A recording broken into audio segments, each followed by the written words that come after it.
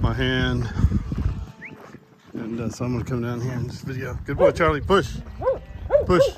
So he is his lasso to kind of get him moving, and then Charlie to keep him from coming around. See, it's pretty wide here. Boy, Charlie. Good boy, Charlie.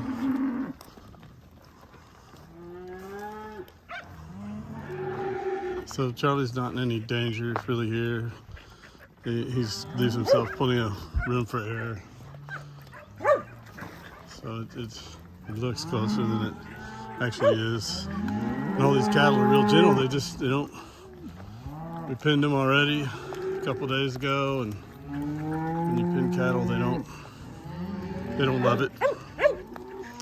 They don't. They like getting fed, but they don't like getting stuck with needles, having their calves split off. And that's all the mooing, baying you hear from those young ones on the other side of the fence. That's the calves we just weaned from mamas.